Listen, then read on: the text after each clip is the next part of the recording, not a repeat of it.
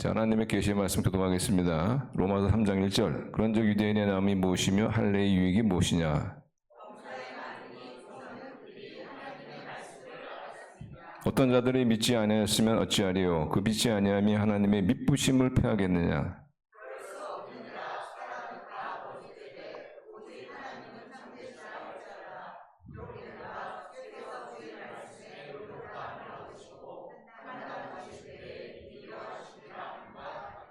그러나 우리 불의가 하나님의 의를 드러나게 하면 무슨 말하리요? 내가 사람의 말하는 대로 말하노니 진노를 내리시는 하나님이 불의하시냐?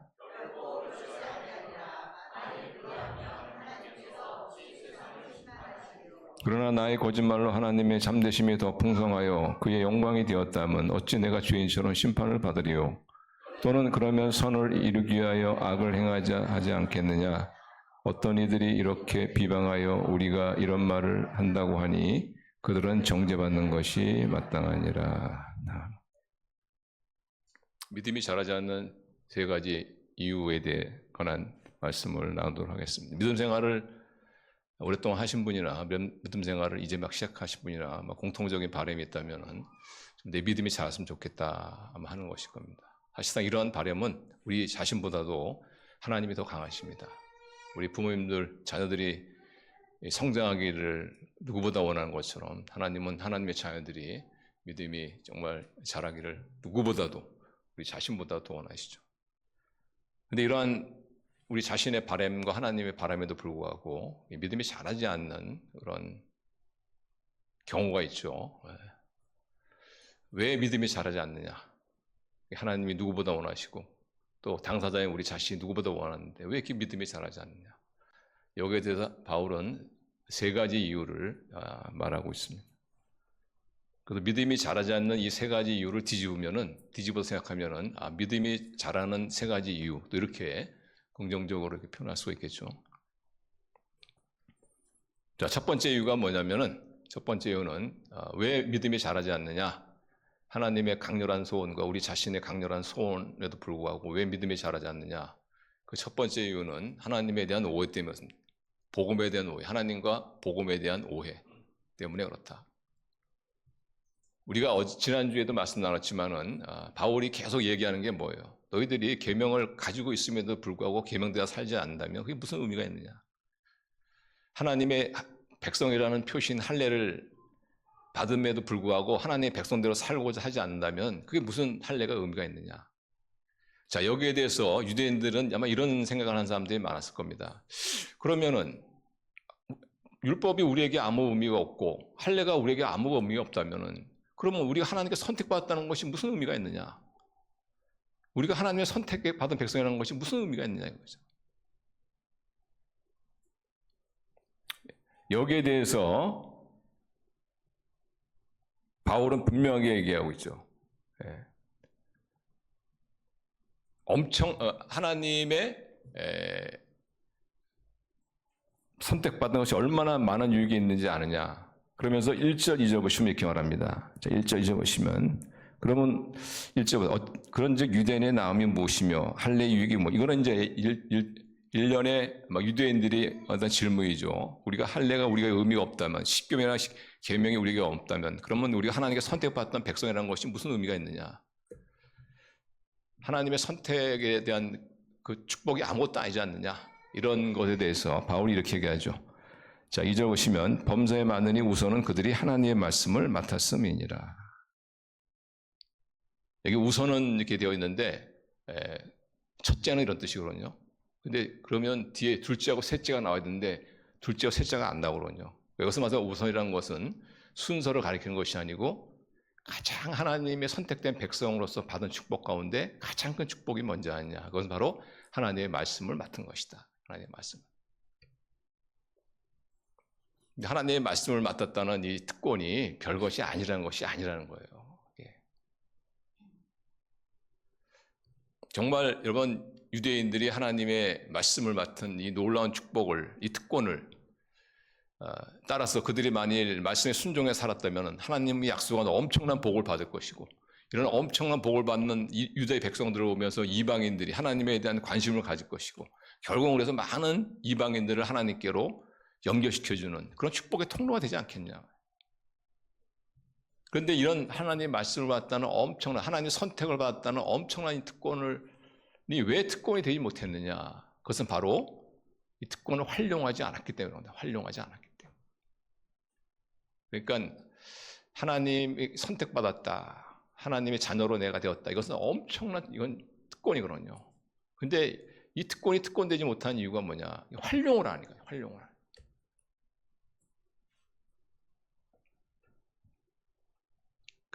한번 그 신문에 이런 인터넷 이런 게 한번 난 적이 있습니다. 그 탑 매니지먼트라고 그 회사에서 거의 엘리트 그룹이죠. 굉장히 높은 지위에 있는 그런 매니지먼트에 대한 그 조사를 한 적이 있어요. 근데 어떤 조사의 그 연구 결과가 어떻게 나왔냐면은 그 탑 매니지먼트가 나온 학교는 좋은 대학이 있고 뭐 그렇게 안 좋은 대학도 있었지만은 그러나 보통 탑 매니지먼트 그러면 대부분 다 이제 인류대학 이렇게 얘기하거든요. 근데 그 조사해 보니까 그렇지 않은 대학을 나온 사람도 꽤 많다는 거예요. 꽤 많다는 거예요. 그럼 탑 매니지먼트가 되려면은 꼭 뭐 좋은 대학을 안 나와도 되는구나. 뭐 꼭 좋은 대학을 갈 필요 없구나. 이렇게 또 결론을 내리면 안 된다는 거예요. 결론이 안 된다. 그러니까 어떤 사람은 좋은 인류대학을 나왔지만은 그 특권을 활용해서 자기의 어떤 기량을 발휘해서 정말 더 훌륭한 그 공헌하는 그런 직장인이 된 사람이 있는가 하면 자기가 그런 엄청난 좋은 학교를 나왔던 특권이 있지만 이걸 활용하지 않아가지고 좀 떨어지는 그 동료, 떨어진 좀 자기보다 못한 대학을 나온 그 동료는 열심히 또한 일을 해서 그 사람한테까지 밀리는 이런 경우가 있다는 것이죠. 분명한 것은 인류대학 나오면 특권입니다. 왜냐하면 더 많은 그 가능성을 가지고 있잖아요. 그리고 더 어쨌든 원하는 직장이라든가 그런 곳에 갈 수 있는 그런 잠재력을 가지고 있잖아요. 그런 건 특권이죠, 그죠? 근데 문제는 뭐냐면 그 특권을 활용해서 자기의 더 많은 가능성을 개발한 사람이 있는가 하면 이것을 하나의 그냥 자랑거리로 여겨가지고 하다 보니까 자기보다 못한 사람한테 밀려가지고 오히려 못한 이런 결국 뭐냐면 자기가 그 특권을 활용하지 않았기 때문에 우리가 여러분 하나님의 자녀임을 믿습니까? 예. 여러분은 엄청난 그 특권이 있는 사람들이에요. 특권이. 근데 그 특권이 정말 특권 되려면은 그 특권을 활용하셔야 돼요. 활용하셔야 돼요. 우리가 예배의 특권, 여러분 얼마나 어마어마한 특권입니까? 예배의 특권. 하나님은 참 예배자를 찾지 않습니까? 왜? 만나주시기 위해서. 신령과 진정으로 예배하는 자를 찾지 않습니까? 여러분이 하나님을 만나길 정말 원하시면 신령과 진정으로 예배하시면 돼요. 예배하시면. 신령과 진정으로 예배한다는 것은 믿음으로 예배한다는 것이죠.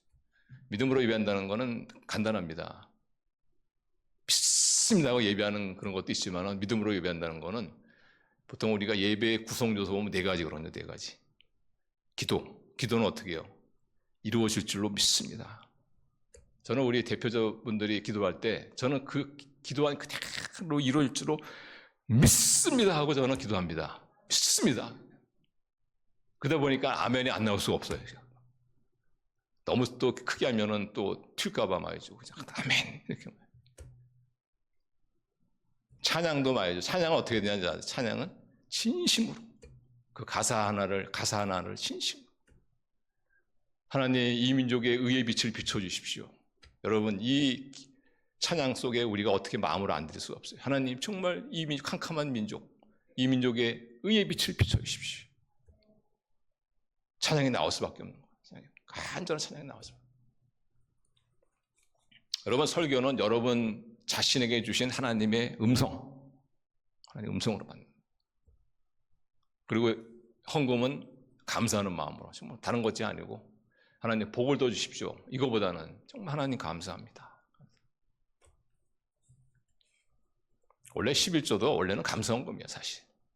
하나님께서 나에게 10개를 주셨는데 하나님께서 나로 하여금 9개 쓰게 하시고 1개는 감사의 마음으로 바치고, 야, 하나님께서 나 같은 거 나에게 9개를 주셨구나 말이지.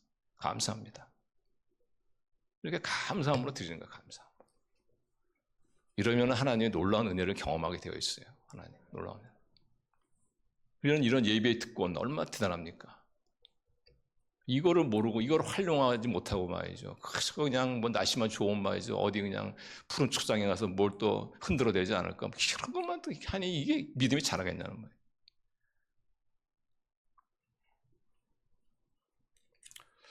그래서 우리가 이 어마어마한 특권, 기도의 특권, 대단하고. 여러분, 스펄전이가 어떤 사람이 이런 얘기를 했습니다. 크리스찬의 성공은 어디에 달려있냐? 기도에 달려있다. 그렇죠? 크리스찬이 정말 이 땅에서 복된 인생, 성공적인 인생을 살려면 어떤 사람이냐? 기도해야 된다. 기도가 그것을 좌지우지한다. 엄청난 특권이지. 이거 활용을 하는 거예요. 요즘에 우리가 그 성경 통독 공부하고 있지만 이것도 굉장히 여러분 특권입니다. 우리 하나님의 말씀 전체를 한번 볼 수 있다는 거는 특권이고 특권. 이런 기회가 주어졌을 때 이거 적절히 활용할 수 있어야지.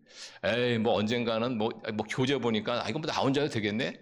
그러시는 분도 있을 거야 아마. 한번 해보세요. 태어나자. 아마 지금 안 하시면은 그 교재 죽을 때까지도 안 봐요. 그렇게 되어 있어요 이렇게. 하나님 주어졌을 때 그 기회를 자꾸 활용해가지고 막. 그 특권을 누리면서 어떻게 해요? 그 믿음이 자라는 거야. 그러면서 믿음이 자라는 거야.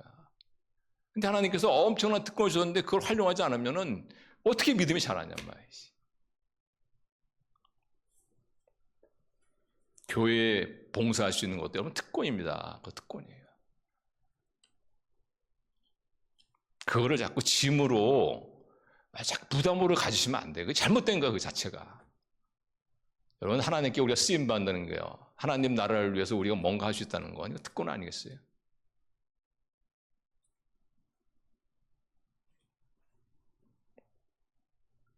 윤 대통령이 여러분 부르시면은 얼마나 여러분 황송합니까, 그죠? 근데 윤 대통령이 아니고 우리 만유의 주가 되신 그 하나님께서 다 우리를 쓰시겠다는 게 더 놀라운 특권이죠. 그 쓰임 받다 보면은 하나님을 경험하게 되고 하나님의 기적도 경험하게 되고 하나님의 역사도 경험하게 되고 하나님의 은혜도 경험하고 그러다 보면 어떻게 해요? 믿음이 자라는 거예요. 믿음이.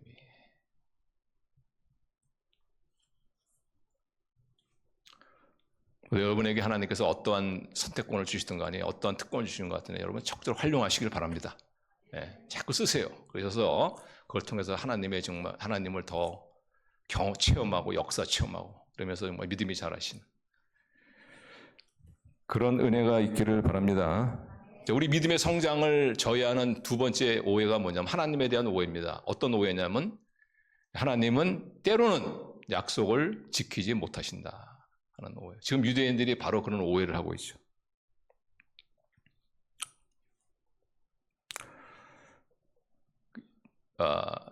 바울이 계속해서 얘기하는 것이 너희들이 계명을 가지고 있으면서 계명대로 살지 않고 할례를 너희들이 받았으면서 할례를 받은 백성들께 살지 않는다면 그 율법과 할례가 무슨 소용이 있느냐. 여기에 대해서 유대인이 제기하는 의문이 이것입니다. 그러면 우리가 율법대로 살지 못하기 때문에 율법이 가진 것이 아무 의미가 없고 할례를 받은 것이 아무 의미가 없다면 그러면 하나님의 약속은 어떻게 된 거냐? 그 하나님의 약속의 성취는 결국 인간의 손에 달려 있느냐?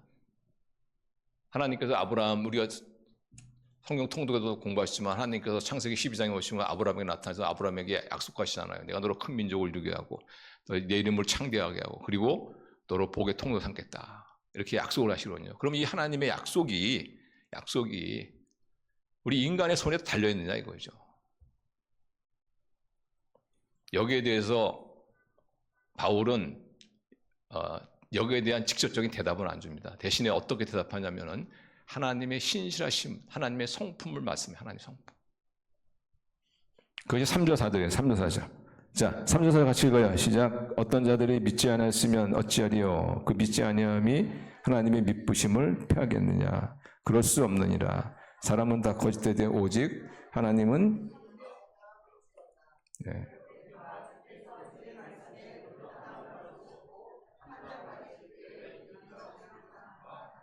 네. 여기서 바울이 얘기한 하나님의 신실하심이죠. 하나님의 신실하신 하나님이 약속하신 것은, 말씀하신 것은 반드시 지키시는 분이다, 이런 뜻입니다.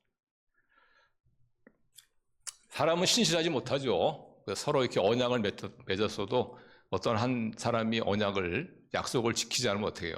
저 사람 약속 안 지키네? 그럼 내가 뭐 약속 지킬 필요 있나? 이러면서 약속 안 지킨단 말이지. 이것이 보통이에요. 근데 하나님은 인간과 언약을 맺어도 인간이 약속을 안 지키잖아요. 하나님은 약속을 지키십니다. 그게 하나님의 신실하심, 하나님의 신실. 그게 하나님의 성품이에요, 성품. 그래서 하나님의 딕셔너리, 하나님의 사전에는 부도란 게 없어요. 약속을 어긴다. 이거는 상상조차도 못하는 거예요. 상상조차도 못. 왜냐하면 하나님의 성품 자체가 한번 말씀하시면 반드시 약속을 지키는 그런 성품을 가진 분이기 때문에 그 디모데 후서인가요? 디모데 2장 13절 우리의 믿음이 없으 이거 믿음의 신실함입니다. 우리는 믿음이 없을지라도 인간은 신실하지 못하다는 거예요. 한 사람이 약속을 어기면은 나도 깨버린다는 거예요. 그러나 주는 항상 이해합니다. 항상 상대방의 성실함과 불성실함에 관여하지 상관없이 항상 믿으시니 항상 신실하시니 자기를 부인하실 수 없으시니라. 성품이 그렇다는 거예요. 성품이.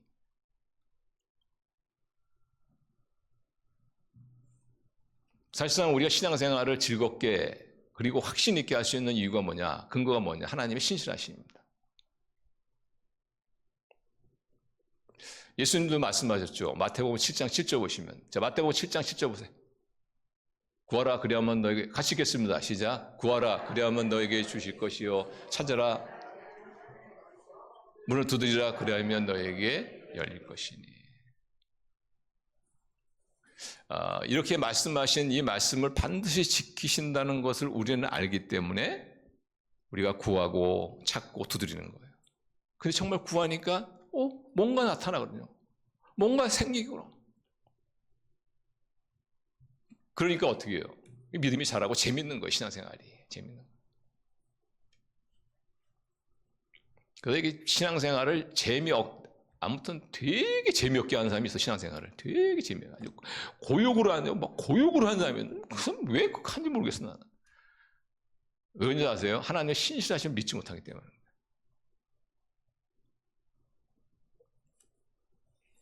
우리가 고난 가운데서도 우리 믿는 사람들은 이 고난도 곧 지나갈 것이다. 아니 이 고난을 통해서 하나님의 놀라운 역사, 하나님의 놀라운 축복을 체험할 것이다. 이런 소망을 갈 수 있는 그 근거가 뭐냐? 하나님의 신실하심. 오늘 우리 대표 기도하신 분도 기도하셨지만 고린도서 10장 13절 보세요. 13절 보시면 이렇게 하죠. 같이 읽겠습니다. 시작. 사람이 감당할 시험 밖에는 너희를 당한 것이 없나니 오직 하나님은 미쁘사 신실하사 너희가 감당하지 못할 시험 당함을 허락하지 아니하시고 시험 당할 즈음에 또한 피할 길을 내사 너희로 또한 감당하게 하시느니라. 하나님은 미쁘시사 하나님은 신실하시사 우리가 감당할 수 없는 시험을 절대 허락하지 아니하시고 도저히 환경상으로 우리가 감당할 수 없을 때는 다 피할 길을 내신다.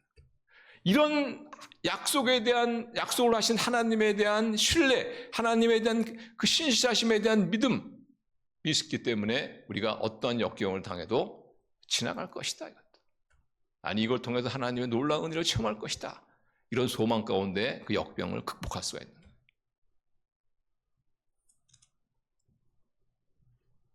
많은 분들이 왜 믿음이 자라지 못하는지 아세요?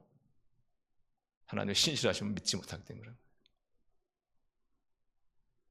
근데 저는 저도 뭐 그런 경험이 있으니까 저는 그런 분을 어떤 부분에서는 이해를 합니다. 특별히 어떤 상황이 완전히 정말 이제는 끝났다.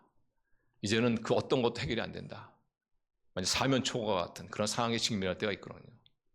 이런 데서 하나님께서 나를 구원해 주실까? 이런 데서 하나님께서 나를 도와주실까? 나를 빠져나오게 할 수 있을까? 하나님의 신실하심에 대한 어떤 의문, 전 이해합니다. 이해. 그러나 분명한 것은 뭐냐? 그런 의문을 계속 가지고 있는 한 절대 믿음이 자라지 않는다. 어떤 방식으로든 간에 그건 해결을 해야 돼.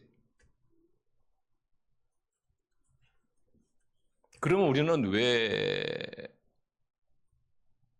상황이 아주 어려울 때, 불가능한 거 생각할 때, 그때 왜 하나님의 신실하심에 대한 어떤 의문을 가질 수 있느냐? 왜 의문을 갖느냐? 그 이유는 잊어버렸기 때문에. 뭘 잊어버렸느냐? 인간은 인간이고 하나님은 하나님이다. 이걸 잊어버렸기 때문에. 하나님은 하나님이다. 이걸 잊어버렸기 때문에. 여러분, 하나님은 하나님인 줄로 믿습니다. 하나님은 인간이 아니세요, 인간이. 성경 구절에 보면 이렇게 나오죠. 하나님은 인간이 아니시니. 하나님은 인간이 아니시니. 하나님은 하나님이시니. 이 광대한 우주를 창조하신 그 하나님 아닙니까? 없는 것을 있게 하고 있는 것을 없게 하시고.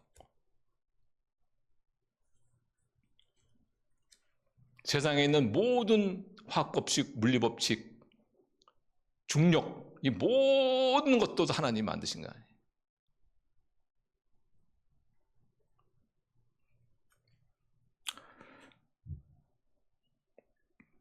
그래서 왜 믿음이 자라지 않느냐? 하나님은 때로는 약속을 어기신다 하는 이런 하나님에 대한 오해 때문에 그래요. 그런 분은 항상 생각하셔야 돼요. 나는 인간이고 하나님은 하나님이시다. 내가 기도하면 하나님이 어떤 방법으로 응답하실지 그거는 나는 모르지만, 나는 모르죠. 내 영역이 아닌데 그건 하나님이 알아서 할 일이지. 그러나 어쨌든 간에 하나님 신실하신 분이기 때문에, 그리고 그분은 기도하라고 말씀하셨기 때문에 내가 기도하면 하나님께서는 어떤 방법이든 간에 반드시 응답하신다. 이런 하나님의 신실하심에 대한 믿음이 있을 때 우리 믿음이 자라는 거예요. 그리고 하나님은 반드시 하나님이 살아 역사하시는 하나님이라는 것을 하나님은 스스로 증명하십니다. 그래서 그분의 역사를 우리가 보면서 믿음이 자라는 거예요. 우리의 믿음 성장을 저해하는 마지막 세 번째 오해가 뭐냐? 하나님에 대한 오해입니다. 하나님은 어떤 때는 불의를 허용하신다. 불의를 허용하신다. 자, 유대인 가운데 이러한 의문을 제기하는 사람이 있죠. 5절부터 보세요. 5절부터 보시면, 그러나 우리의 불의가 하나님의 의를 드러나게 하면 무슨 말하리요? 이게 무슨 말이냐면, 우리가 죄를 지면은 하나님이 우리의 죄를 용서하지 않느냐? 그럼 우리가 더 많은 죄를 지면 하나님은 더 많은 용서를 하지 않느냐? 그렇다면 우리의 죄라는 것이 하나님을 더 돋보이게 하지 않느냐? 이런 어떤 의문이, 이런 논리. 그래서 우리가 더 많은 죄를 짐으로 말미암아 하나님께 영광을 돌리는 것이 아니냐. 하나님께서 더 많은 용서를 하시니까 그 하나님이 돋보이게 되고 결국 더 많은 죄가 하나님께 영광을 돌리게 하는 것이 아니냐.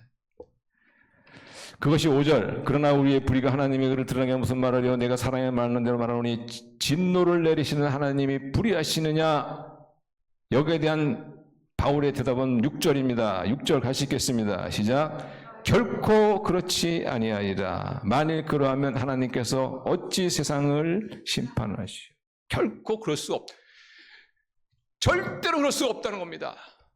우리의 불의가 하나님을 더 돋보이게 하고 결국 하나님께 영광을 돌리는, 결코 그럴 수 없다는 거예요. 왜냐? 여기에 대해서 바울은 유대인의 질문에 대해서 직접 대답하지 아니하고 하나님의 성품을 듭니다. 하나님의 굉장히 중요한 성품 가운데 하나, 의로우심. 하나님은 빛이십니다. 빛이란 것은 뭐예요? 어둠이 없어요. 어둠이 0.0000001이잖아요. 그럼 그건 빛이 아니에요. 그건 빛이 아닙니다. 하나님은 의로우신 성품을 가진 분이기 때문에 불의를 결코 용납할 수가 없다. 불가능하다는 거예요. 불가능. 하나님께서 약속을 지키지 못한 분이라는 이것도 불가능한 이야기처럼 하나님께서 불의를 용납하신다는 것도 불가능한 이야기라는 거예요. 왜냐? 하나님은 하나님의 의로우심의 성품을 소유합니다. 자, 요한일서 1장 5절 한번, 요한일서 1장 5장 같이 읽어요. 시작. 요한일서, 같이 읽습니다. 시작. 우리가 그에게서 듣고 너에게 전하는 소식은 이것이니 곧 하나님은 빛이시다. 그에게는 어둠이 조금도 없으시다는 것이니라. 여러분, 어둠이 조금도 없다는 것은 어둠이 일체 없다는 얘기입니다. 만약 어둠이 있다, 그건 빛이 아니에요. 하나님이 불의를 용납하신다? 하나님이 아니에요. 왜냐하면 하나님은 의로우신 분이고 하나님 빛이시기 때문에.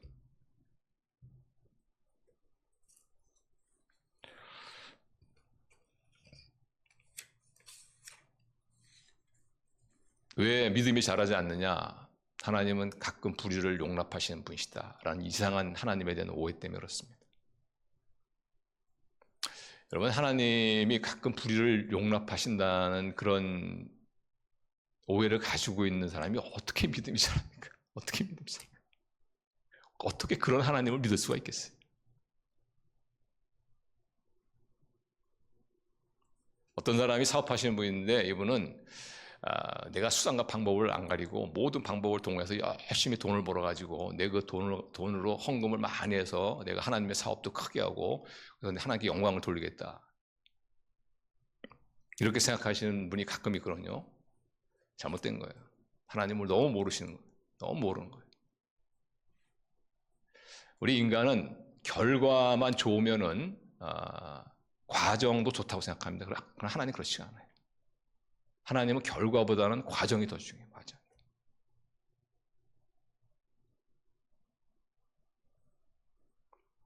그럼 하나님은 빛이시고 하나님은 불의를 조금도 용납하지 않으신다면 그러면 왜 이 세상에 불의가 득세하느냐? 왜 나쁜 사람이 더 잘 살고 왜 정말 참 의롭게 살려고 하는 사람은 고통을 당한 왜 세상에 이 모양이 이 꼴이냐? 하나님께서 정말 의로우신 분이라면 저 악을 행하는 자에게 벼락을 때려서 그냥 어떻게 하든가. 하나님은 왜 잠잠하시냐? 왜 그런지 아세요? 하나님 불의를 용납하셔서 그런 것이 아니라 하나님 회개하시는 기회 주는 거예요. 회개하시는 기회. 하나님은 사랑의 하나님이기 때문에.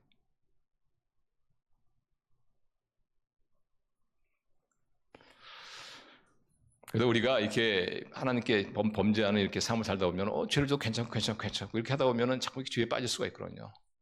근데 괜찮은 게 아니에요. 괜찮은 게 아니에요. 진노가 임박하고 있는 거예요. 그러다가 하나님의 진노가 임하면은 물론 그때 회개하면 하나님께서 용서해 주겠지만은 그 죄에 대한 결과는 고스란히 받습니다. 고스란히 받는 거예요.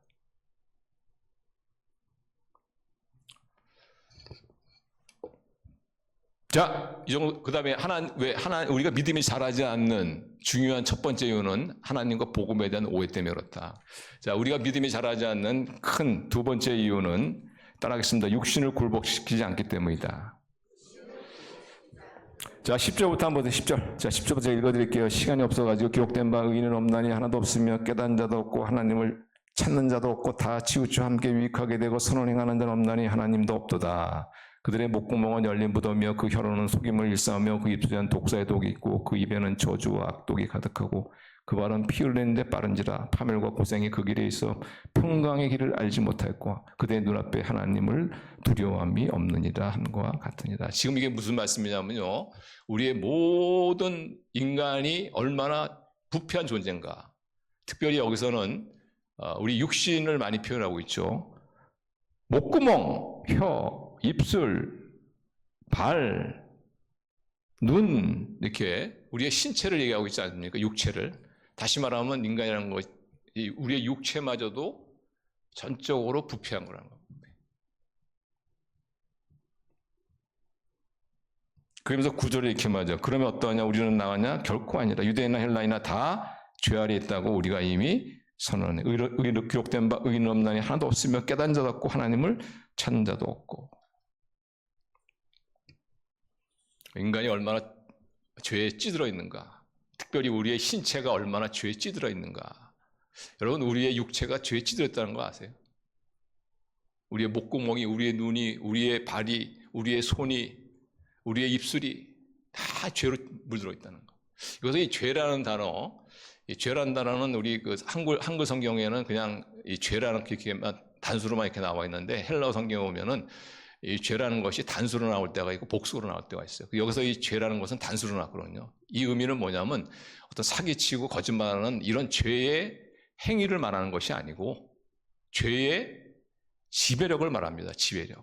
죄의 능력을 말하는 거예요. 다시 말하면 우리의 모든 신체가 죄의 지배 아래 있다는 거예요. 죄의 지배 아래.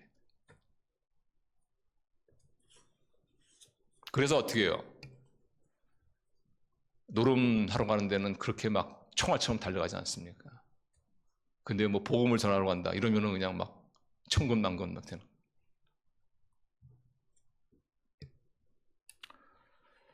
그래서 우리가 믿음이 자라려면 우리 육신을 좀 이겨야 돼. 육신을 제어할 수 있어요. 육신을 제어할 수 있어요. 왜냐? 우리 육신이라는 것이 죄의 지배력 아래에 있기 때문에 그렇습니다. 그래서 죄의 지배를 받고 있는 이 죄를 따라서 계속 이 육신이 움직이면은 그냥 절대 믿음이 자랄 수가 없죠. 절대 믿음. 그러니까 이 죄의 어떤 욕구를 따라서 그냥 마실 거 다 마시고 그냥 빨고 싶은 거 다 빨고 그냥 뭐 그냥 하고 싶은 말 뭐 다 하고 뭐 막 이러면 뭐 그냥 가고 싶은데 다 가고 막 죄의 영역 지배력을 따라서 움직이다 보면 어떻게 믿음이 자라냐? 주일날에 되면은 내가 저 푸른 초장으로 가야 될 것이냐, 교회 될 것이냐, 죄의 지배를 받고 갈 것이냐, 아니면은 성령의 지배를 받고 갈 것이냐, 막 이런 어떤 갈등조차도 없이 막 그냥. 그러니까 다시 말하면 우리가 죄의 지배 아래 있기 때문에 우리의 육체와 마음이 뭐야? 서로 따로 노는 거야. 따로 놀아요. 따로 놀아. 마음은 원이로 돼? 육신이야. 이런 의미. 그래서 사실 이 육신을 이렇게 제어하는 분들은 확실히 믿음이 자랍니다. 술이나 담배, 저는 이것이 뭐 죄다 이렇게 저는 뭐 강하게 저는 말씀은 안 드리겠지만은 그러나 이렇게 너무 술을 많이 드신 분들 어느 날 술을 딱 끊잖아요. 그럼 믿음이 확 자라는 걸 볼 수가 있어요. 왜냐? 거기서 벗어났게 되나.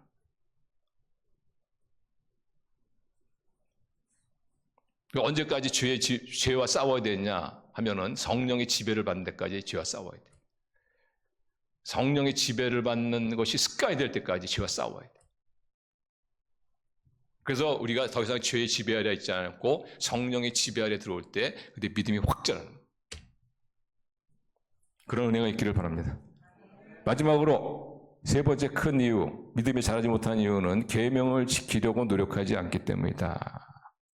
그러니까 주님의 뜻대로 살고자 하는 노력이 없이는 절대로 믿음이 자라지 않는다는 뜻입니다.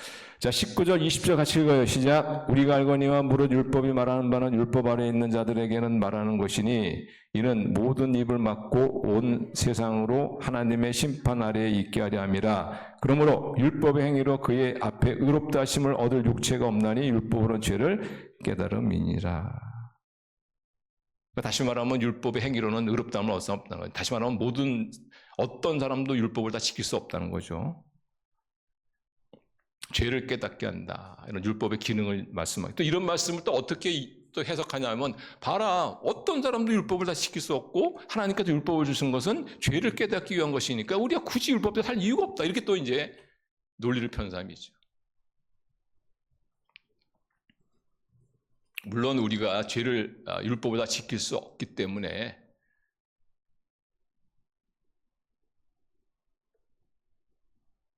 그렇기 때문에 어떻게 해요? 율법이 우리로 하여금 죄를 깨닫게 하는 그런 역할을 하는 것이지 하나님께서 우리에게 율법을 주실 때는 지키라고 주신 것이죠. 지켜서 어떻게 해요? 복을 받으라고.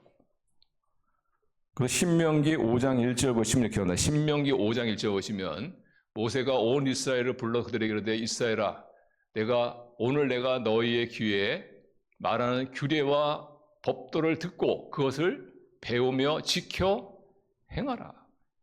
자, 그리하면 10절 보시면 10절 같이 읽어요. 시작. 나를 사랑하고 내 계명을 지키는 자에게는 천대까지 은혜를 베푸. 하나님과 계명을 주신 목적은 분명합니다. 내 계명을 지켜서 그래서 천대까지 복을 받아라. 그래서 우리가 주일을 성수하면 어떻게 해요? 우리가 하나님이 주시는 안식을 우리가 누릴 수 있는 것이고 우리 용서하면은 미움의 감옥에서 우리가 자유할 수 있는 것이고 하나님의 계명대로 살면은 다 복을 받게 되어 있어요.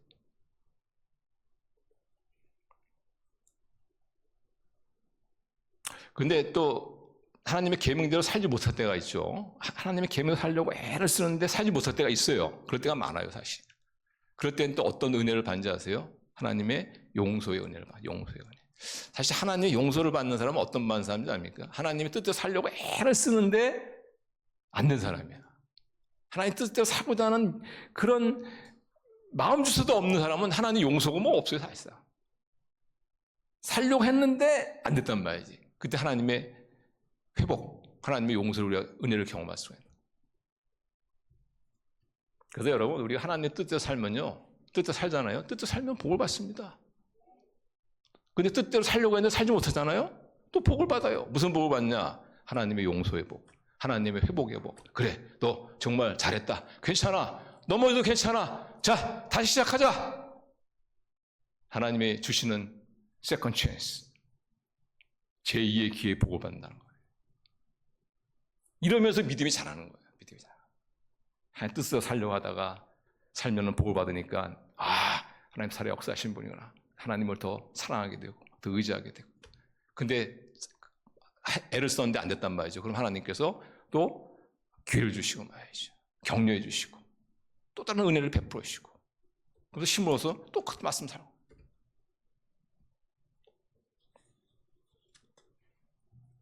근데 하나님 뜻대로 살자는 사람의 특징이 뭐예요? 신앙생활에 재미가 없어. 신앙생활. 뭐 복을 받아봤어야지. 복을 받아봤어야지. 하나님의 용서의 은혜를 체험해봤어야지. 그러니까 감사도 없어지고, 남들이 하나님이 이런 은혜를 체험했습니다 그러면은 저 사람 너무 또 과장되는 거 아니야? 이상하게 생각하고 경험이 없어요.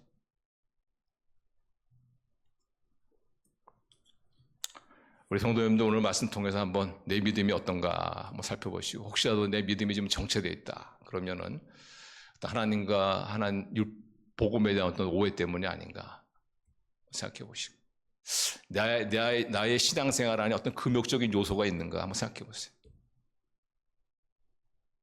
신앙생활에는 여러분 금욕적인 요소가 있어야 돼요. 여러분이 하고 싶은 대로 하면 안 돼. 여러분이 하고 싶지 않아도 할 수 있는 그런 금욕적인 요소가 있어야 돼요. 여러분이 아침에 일어났을 때 아무리 피곤해도 정말 단 1분이라도 하나님 오늘 하루의 삶을 시작합니다. 저를 인도해주고 지켜주십시오. 라는 큐티를 할 수 있는 그런 금욕적인 요소가 반드시 있어야 한다. 믿으십니까? 기도합시다. 아멘.